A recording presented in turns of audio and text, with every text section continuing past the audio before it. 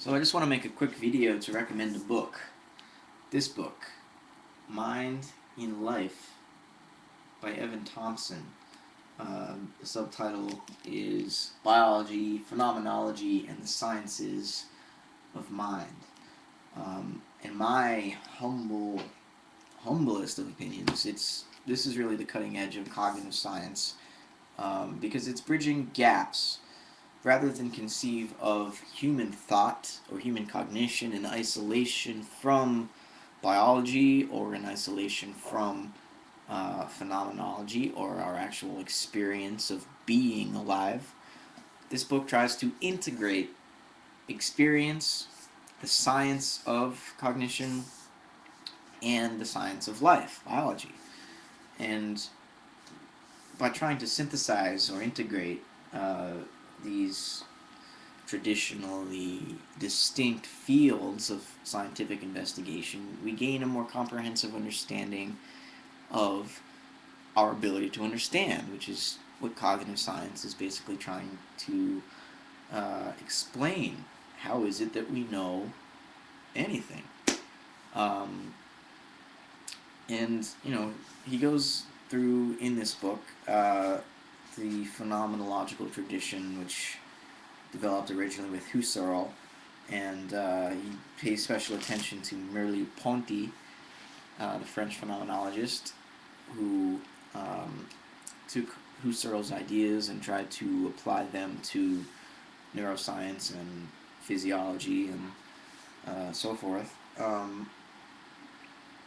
And Thompson is, of course, one of the co-authors of the book written by Francisco Varela, and Eleanor Roche in 1992 or 1991, called The Embodied Mind, which was the beginning of this approach to cognition called the inactive paradigm.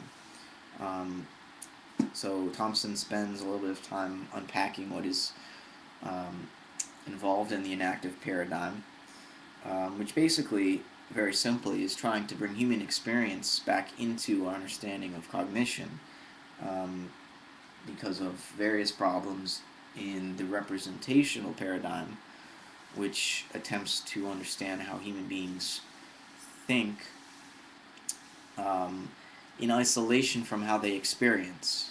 And the inactive approach says that way of tackling the problem is wrong-headed, because experience and thought and cognition are interrelated, and you can't understand one without the other. The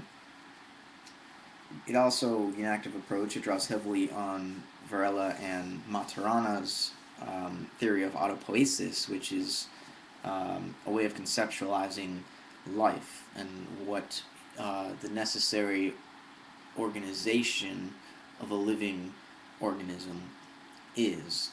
And the hypothesis or the theory that Thompson is putting forth is that cognition is inherent to the organization of living beings, so that even a single cell is in effect cognizing a world, is conceptualizing a world.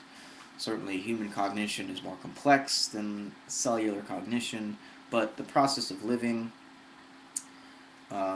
which is defined as autopoiesis, is the same as cognition. That's the central theory involved here. So he talks about the inactive approach, about autopoiesis, and the view of biology that comes out of autopoiesis, which is in many ways in conflict with the standard neo-Darwinian understanding of biology and evolution. And the goal of this book, of Thompson's book, is to narrow this gap between human experience and our scientific understanding of nature, because there is a gap now. A lot of what science is telling us is kind of counterintuitive. It seems to conflict with our experience, and Thompson is trying to bridge that gap. So I highly recommend this book for anyone interested in consciousness, cognitive science, biology. it's really comprehensive, and check it out. Mind in Life: Biology, Phenomenology, and the Sciences of Mind by Evan Thompson.